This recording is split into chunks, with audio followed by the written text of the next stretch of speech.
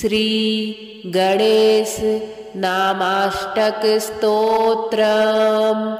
शृणुदेवि महाभागे वेदोक्तं वचनं मम, यच्छ्रुत्वा हर्षितानूनं भविष्यसि न संशयः। विनायकस्ते तनयो महात्मा महतां महान्, यं कामः क्रोध उद्वेगो भयं नाविशते कदा।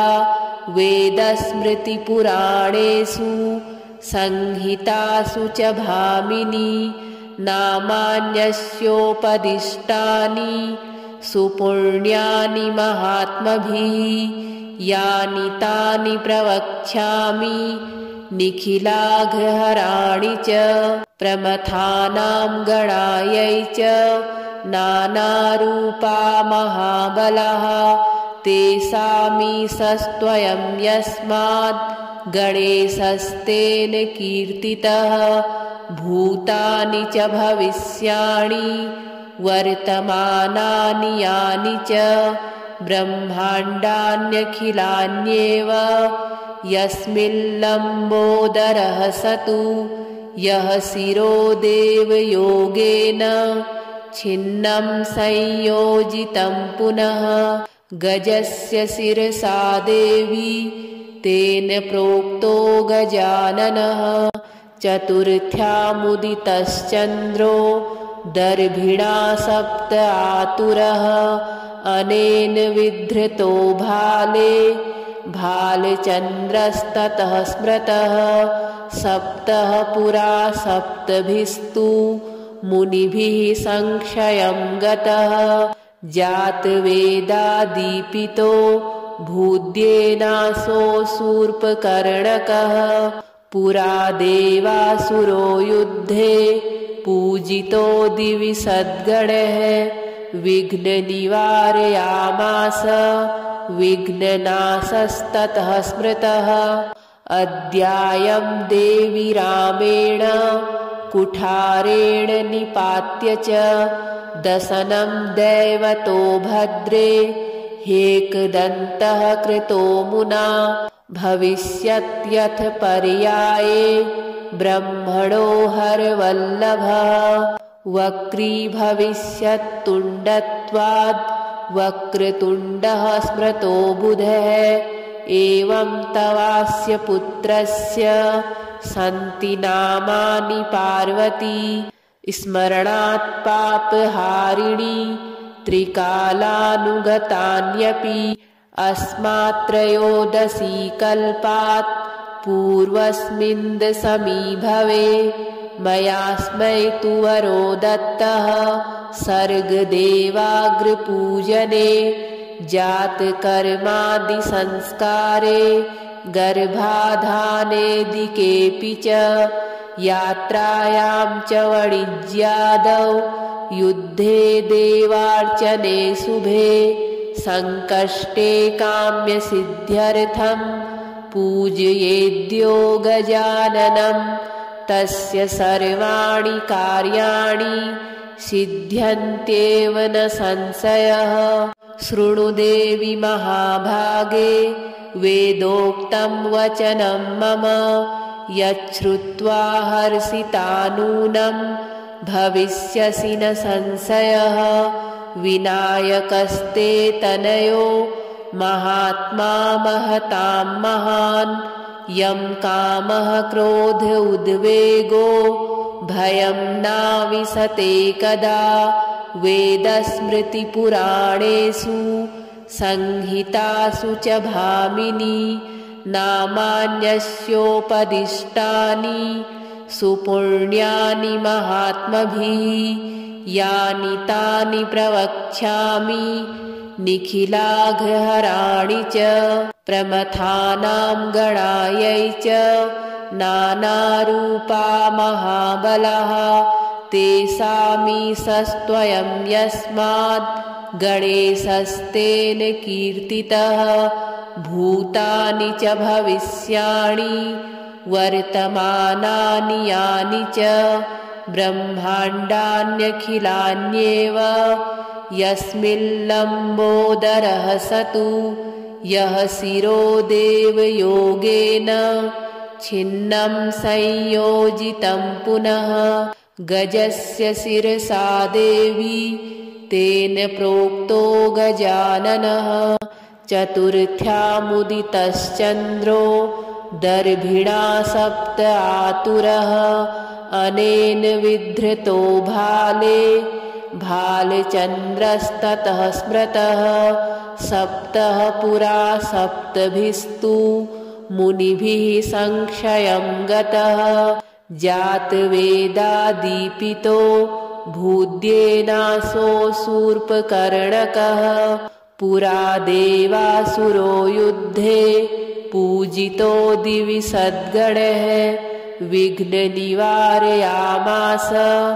विघ्ननाशस्ततः स्मृतः अद्यायं देवी रामेण कुठारेण निपात्य च दशनं दैवतो भद्रे ह्येकदन्तः कृतो मुना भविष्यत्यथ पर्याये ब्रह्मणो हरवल्लभः वक्री भविष्यत्तुण्डत्वाद् वक्रतुण्डः स्मृतो बुधः एवं तवास्य पुत्रस्य सन्ति नामानि पार्वती स्मरणात् पापहारिणी त्रिकालानुगतान्यपि अस्मात्त्रयोदशी कल्पात् पूर्वस्मिन्दसमीभवे मयास्मै तु वरो दत्तः सर्गदेवाग्रपूजने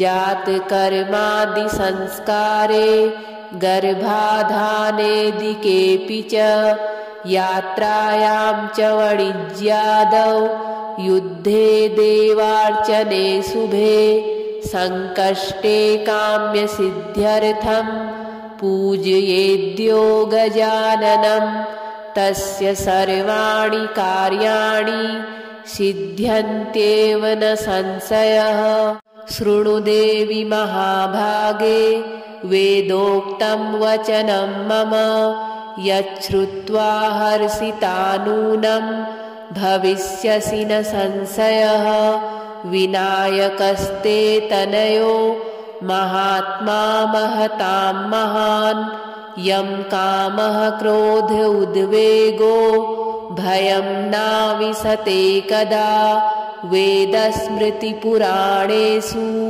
संहितासु च भामिनी नामान्यस्योपदिष्टानि सुपुण्यानि महात्मभिः यानि तानि प्रवक्ष्यामि निखिलाघ्रहराणि च प्रमथानां गणायै च नानारूपा महाबलाः तेषामीशस्त्वयं यस्माद् गणेशस्तेन कीर्तितः भूतानि च भविष्याणि वर्तमानानि यानि च ब्रह्माण्डान्यखिलान्येव यस्मिल्लम्बोदरः सतु यः शिरो देवयोगेन छिन्नं संयोजितं पुनः गजस्य शिरसा देवी तेन प्रोक्तो गजाननः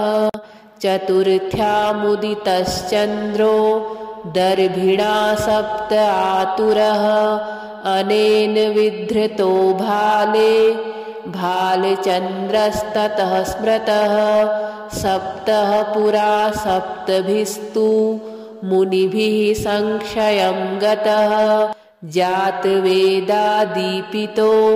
भूद्येनासो शूर्पकर्णकः पुरा देवासुरो युद्धे पूजितो दिवि सद्गणः विघ्ननिवारयामास विघ्ननाशस्ततः स्मृतः अद्यायं देवी रामेण कुठारेण निपात्य च दशनं दैवतो भद्रे ह्येकदन्तः कृतो मुना भविष्यत्यथ पर्याये ब्रह्मणो हरवल्लभः वक्रीभविष्यत्तुण्डत्वाद् वक्रतुण्डः स्मृतो बुधः। एवं तवास्य पुत्रस्य सन्ति नामानि पार्वती। स्मरणात् पापहारिणी त्रिकालानुगतान्यपि अस्मात् त्रयोदशी कल्पात् पूर्वस्मिन् समीभवे। मयास्मै तु वरो दत्तः सर्गदेवाग्रपूजने जातकर्मादिसंस्कारे गर्भाधानेदिकेऽपि च यात्रायां च वणिज्यादौ युद्धे देवार्चने शुभे संकष्टे काम्यसिद्ध्यर्थं पूजयेद्यो गजाननं तस्य सर्वाणि कार्याणि सिद्ध्यन्त्येव न संशयः। शृणु देवि महाभागे वेदोक्तं वचनं मम यच्छ्रुत्वा हर्षिता नूनं भविष्यसि न संशयः। विनायकस्ते तनयो महात्मा महतां महान् यं कामः क्रोध उद्वेगो भयं नाविशते कदा। वेदस्मृतिपुराणेषु संहितासु च भामिनी नामान्यस्योपदिष्टानि सुपुण्यानि महात्मभिः। यानि तानि प्रवक्ष्यामि निखिलाघहराणि च प्रमथानां गणायै च नानारूपा महाबलाः। तेषामीशस्त्वयं यस्माद् गणेशस्तेन कीर्तितः। भूतानि च भविष्याणि वर्तमानानि यानि च ब्रह्माण्डान्यखिलान्येव यस्मिल्लम्बोदरः स तु यः शिरो देवयोगेन छिन्नं संयोजितं पुनः। गजस्य शिरसा देवी तेन प्रोक्तो गजाननः। चतुर्थ्यामुदितश्चन्द्रो दर्भिणा सप्त आतुरः। अनेन विधृतो भाले भालचन्द्रस्ततः स्मृतः। सप्तः पुरा सप्तभिस्तु मुनिभिः संक्षयं गतः। जातवेदादीपितो भूद्येनासो शूर्पकर्णकः। पुरा देवासुरो युद्धे पूजितो दिवि सद्गणः। विघ्ननिवारयामास विघ्ननाशस्ततः स्मृतः। अद्यायं देवी रामेण कुठारेण निपात्य च दशनं दैवतो भद्रे ह्येकदन्तः कृतो मुना। भविष्यत्यथ पर्याये ब्रह्मणो हरवल्लभः। वक्रीभविष्यत्तुण्डत्वाद् वक्रतुण्डः स्मृतो बुधः। एवं तवास्य पुत्रस्य सन्ति नामानि पार्वती। स्मरणात् पापहारिणी त्रिकालानुगतान्यपि अस्मात् त्रयोदशी कल्पात् पूर्वस्मिन् समीभवे। मयास्मै तु वरो दत्तः सर्गदेवाग्रपूजने जातकर्मादिसंस्कारे गर्भाधानेदिकेऽपि च यात्रायां च वणिज्यादौ युद्धे देवार्चने शुभे संकष्टे काम्यसिद्ध्यर्थं पूजयेद्यो गजाननं तस्य सर्वाणि कार्याणि सिद्ध्यन्त्येव न संशयः। शृणु देवि महाभागे वेदोक्तं वचनं मम यच्छ्रुत्वा हर्षिता नूनं भविष्यसि न संशयः। विनायकस्ते तनयो महात्मा महतां महान् यं कामः क्रोध उद्वेगो भयं नाविशते कदा वेदस्मृतिपुराणेषु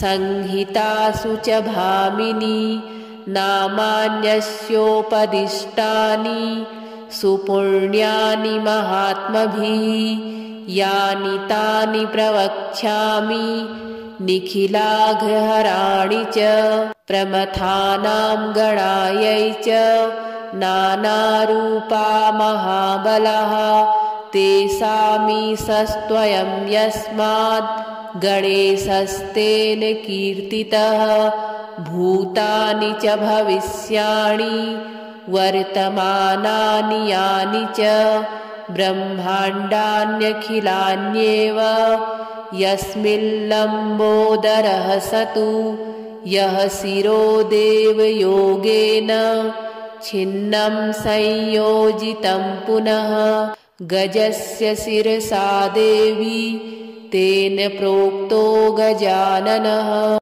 चतुर्थ्यामुदितश्चन्द्रो दर्भिणा सप्त आतुरः अनेन विधृतो भाले भालचन्द्रस्ततः स्मृतः सप्तः पुरा सप्तभिस्तु मुनिभिः संक्षयं गतः जातवेदादीपितो भूद्येनासो शूर्पकर्णकः पुरा देवासुरो युद्धे पूजितो दिवि सद्गणः विघ्ननिवारयामास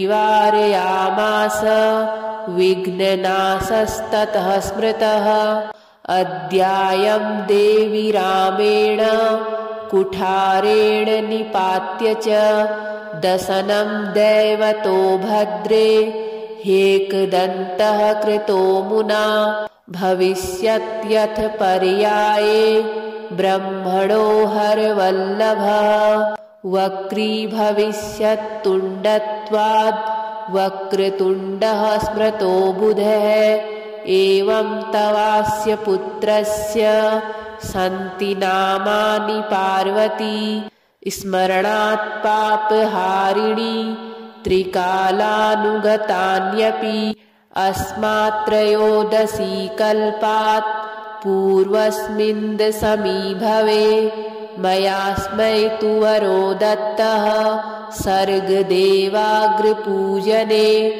जातकर्मादिसंस्कारे गर्भाधानेदिकेऽपि च यात्रायां च वणिज्यादौ युद्धे देवार्चने शुभे संकष्टे काम्यसिद्ध्यर्थं पूजयेद्यो गजाननं तस्य सर्वाणि कार्याणि सिद्ध्यन्त्येव न संशयः।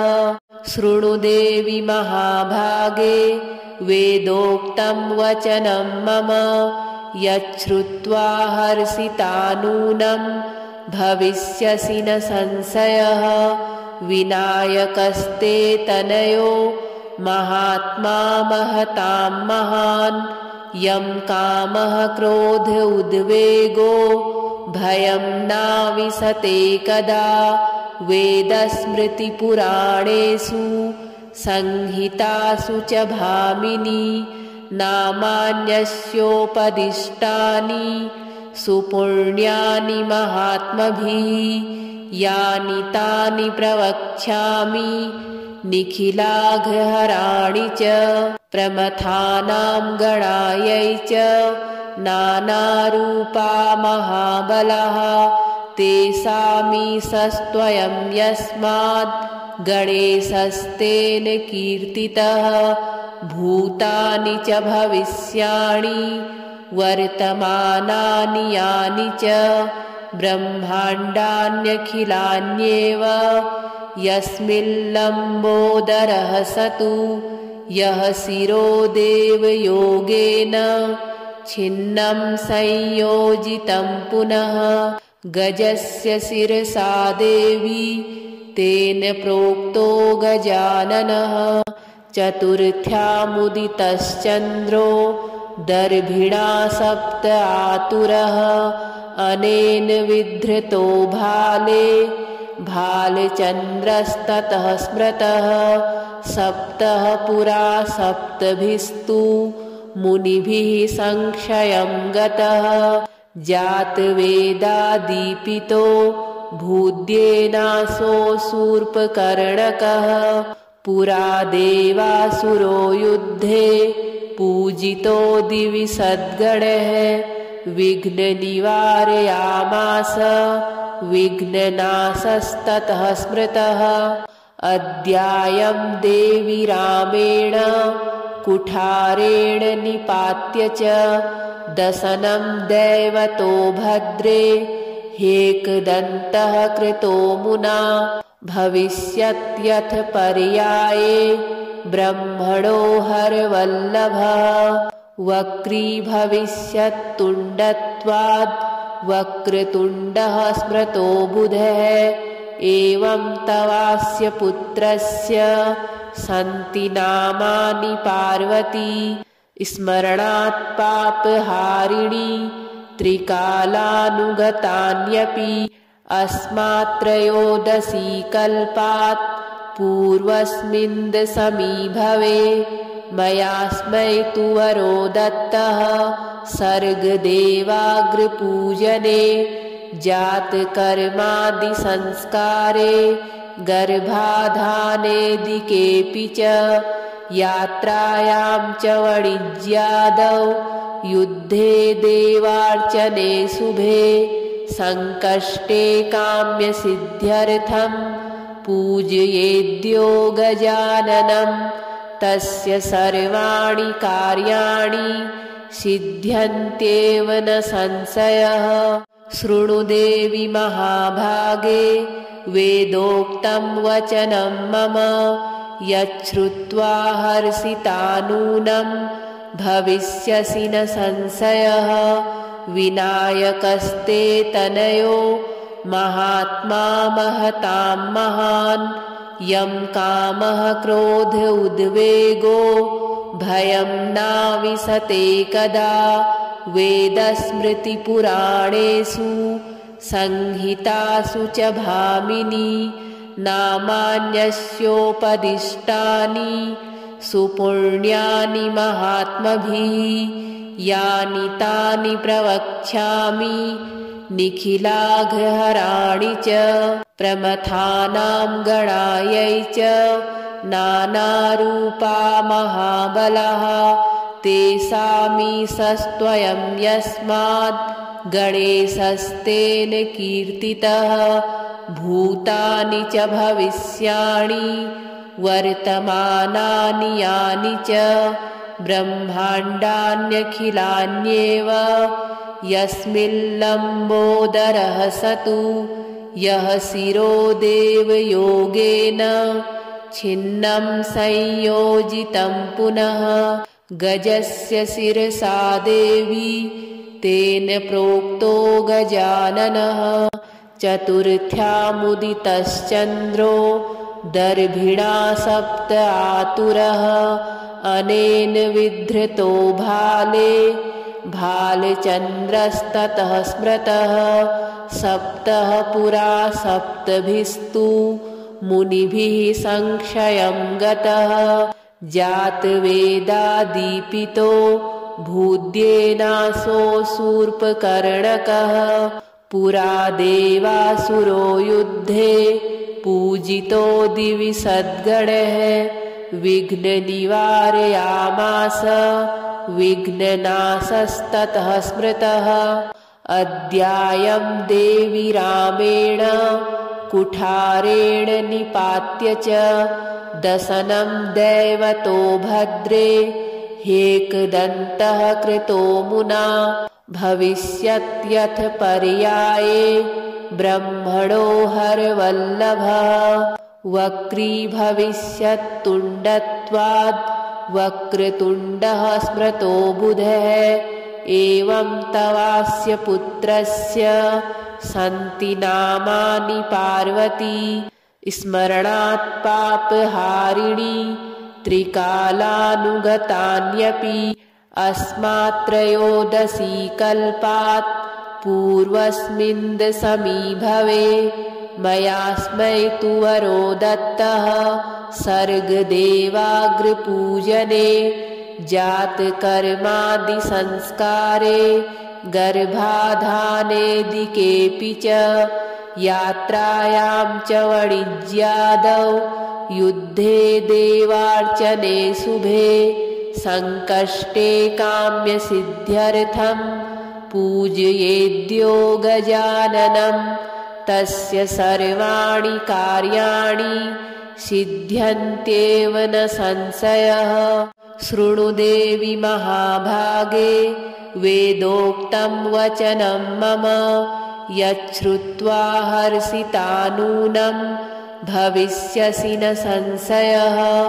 विनायकस्ते तनयो महात्मा महतां महान् यं कामः क्रोध उद्वेगो भयं नाविशते कदा। वेदस्मृतिपुराणेषु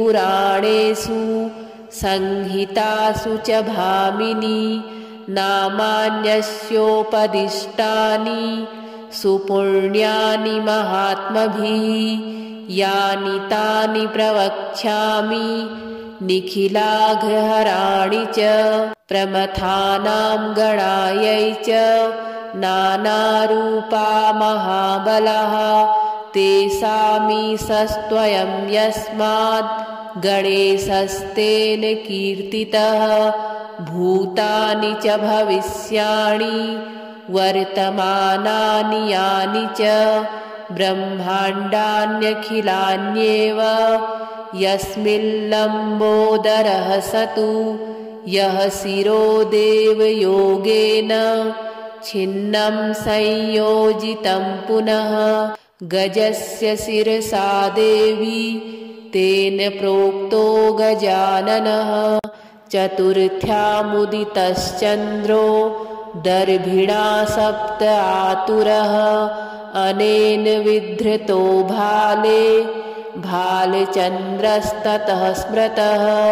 सप्तः पुरा सप्तभिस्तु मुनिभिः संक्षयं गतः जातवेदादीपितो भूद्येनासो शूर्पकर्णकः।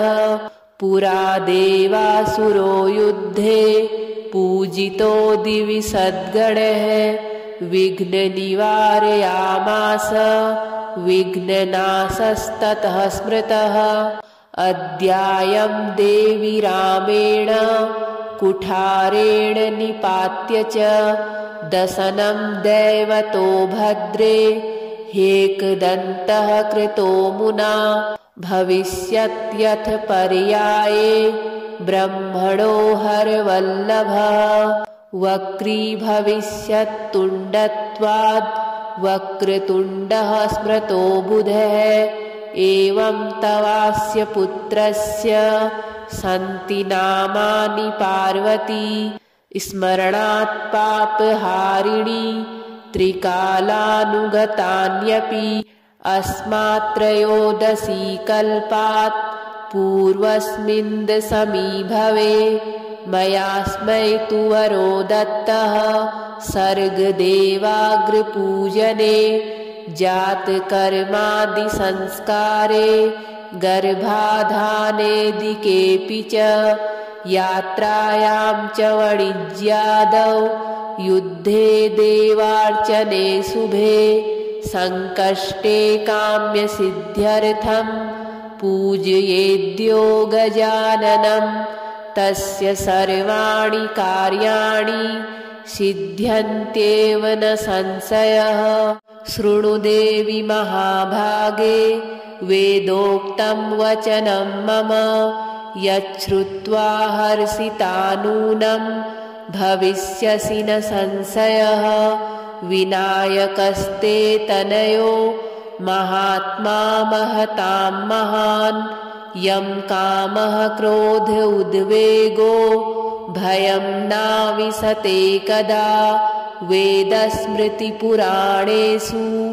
संहितासु च भामिनी नामान्यस्योपदिष्टानि सुपुण्यानि महात्मभिः यानि तानि प्रवक्ष्यामि निखिलाघहराणि च प्रमथानां गणायै च नानारूपा महाबलाः तेषामीशस्त्वयं यस्मात् गणेशस्तेन कीर्तितः भूतानि च भविष्याणि वर्तमानानि यानि च ब्रह्माण्डान्यखिलान्येव यस्मिल्लम्बोदरः सतु यः शिरो देवयोगेन छिन्नं संयोजितं पुनः गजस्य शिरसा देवी तेन प्रोक्तो गजाननः चतुर्थ्यामुदितश्चन्द्रो दर्भिणा सप्त आतुरः अनेन विधृतो भाले भालचन्द्रस्ततः स्मृतः सप्तः पुरा सप्तभिस्तु मुनिभिः संक्षयं गतः जातवेदादीपितो भूद्येनासो शूर्पकर्णकः पुरा देवासुरो युद्धे पूजितो दिवि सद्गणः विघ्ननिवारयामास विघ्ननाशस्ततः स्मृतः अद्यायं देवी रामेण कुठारेण निपात्य च दशनं दैवतो भद्रे हेकदन्तः कृतो मुना भविष्यत्यथ पर्याये ब्रह्मणो हरवल्लभः वक्री भविष्यत्तुण्डत्वाद् वक्रतुण्डः स्मृतो बुधः एवं तवास्य पुत्रस्य सन्ति नामानि पार्वती स्मरणात् पापहारिणी त्रिकालानुगतान्यपि अस्मात्रयोदशी कल्पात् पूर्वस्मिन् समीभवे मयास्मै तु वरो दत्तः सर्गदेवाग्रपूजने जातकर्मादिसंस्कारे गर्भाधानेदिकेऽपि च यात्रायां च वाणिज्यादौ युद्धे देवार्चने शुभे संकष्टे काम्यसिद्ध्यर्थं पूजयेद्यो गजाननं तस्य सर्वाणि कार्याणि सिद्ध्यन्त्येव न संशयः। शृणु देवि महाभागे वेदोक्तं वचनं मम यच्छ्रुत्वा हर्षिता नूनं भविष्यसि न संशयः। विनायकस्ते तनयो महात्मा महतां महान् यं कामः क्रोध उद्वेगो भयं नाविशते कदा वेदस्मृतिपुराणेषु संहितासु च भामिनी नामान्यस्योपदिष्टानि सुपुण्यानि महात्मभिः यानि तानि प्रवक्ष्यामि निखिलाघहराणि च प्रमथानां गणायै च नानारूपा महाबलाः तेषामीशस्त्वयं यस्मात् गणेशस्तेन कीर्तितः भूतानि च भविष्याणि वर्तमानानि यानि च ब्रह्माण्डान्यखिलान्येव यस्मिल्लम्बोदरः सतु यः शिरो देवयोगेन छिन्नं संयोजितं पुनः गजस्य शिरसा देवी तेन प्रोक्तो गजाननः चतुर्थ्यामुदितश्चन्द्रो दर्भिणा सप्त आतुरः अनेन विधृतो भाले भालचन्द्रस्ततः स्मृतः सप्तः पुरा सप्तभिस्तु मुनिभिः संक्षयं गतः जातवेदादीपितो भूद्येनासो शूर्पकर्णकः पुरा देवासुरो युद्धे पूजितो दिवि सद्गणः विघ्ननिवारयामास विघ्ननाशस्ततः स्मृतः अद्यायं देवी रामेण कुठारेण निपात्य च दशनं दैवतो भद्रे ह्येकदन्तः कृतो मुना भविष्यत्यथ पर्याये ब्रह्मणो हरवल्लभः वक्रीभविष्यत्तुण्डत्वाद् वक्रतुण्डः स्मृतो बुधः एवं तवास्य पुत्रस्य सन्ति नामानि पार्वती स्मरणात् पापहारिणी त्रिकालानुगतान्यपि अस्मात्रयोदशी कल्पात् पूर्वस्मिन् समीभवे मयास्मै तु वरो दत्तः सर्गदेवाग्रपूजने जातकर्मादिसंस्कारे गर्भाधानेदिकेऽपि च यात्रायां च वाणिज्यादौ युद्धे देवार्चने शुभे संकष्टे काम्यसिद्ध्यर्थं पूजयेद्यो गजाननं तस्य सर्वाणि कार्याणि सिद्ध्यन्त्येव न संशयः शृणु देवि महाभागे वेदोक्तं वचनं मम यच्छ्रुत्वा हर्षिता नूनं भविष्यसि न संशयः विनायकस्ते तनयो महात्मा महतां महान् यं कामः क्रोध उद्वेगो भयं नाविशते कदा वेदस्मृतिपुराणेषु संहितासु च भामिनी नामान्यस्योपदिष्टानि सुपुण्यानि महात्मभिः यानि तानि प्रवक्ष्यामि निखिलाघहराणि च प्रमथानां गणायै च नानारूपा महाबलाः तेषामीशस्त्वयं यस्माद् गणेशस्तेन कीर्तितः भूतानि च भविष्याणि वर्तमानानि यानि च ब्रह्माण्डान्यखिलान्येव यस्मिल्लम्बोदरः सतु यः शिरो देवयोगेन छिन्नं संयोजितं पुनः गजस्य शिरसा देवी तेन प्रोक्तो गजाननः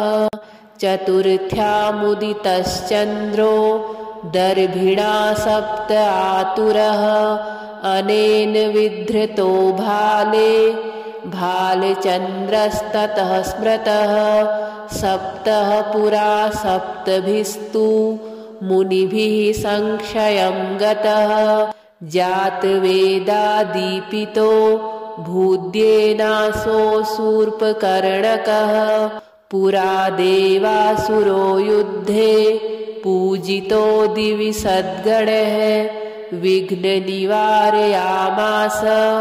विघ्ननाशस्ततः स्मृतः अद्यायं देवी रामेण कुठारेण निपात्य च दशनं दैवतो भद्रे ह्येकदन्तः कृतो मुना भविष्यत्यथ पर्याये ब्रह्मणो हरवल्लभः वक्रीभविष्यत्तुण्डत्वाद् वक्रतुण्डः स्मृतो बुधः एवं तवास्य पुत्रस्य सन्ति नामानि पार्वती स्मरणात् पापहारिणी त्रिकालानुगतान्यपि अस्मात्रयोदशी कल्पात् पूर्वस्मिन् समीभवे मयास्मै तु वरो दत्तः सर्गदेवाग्रपूजने जातकर्मादिसंस्कारे गर्भाधानेदिकेऽपि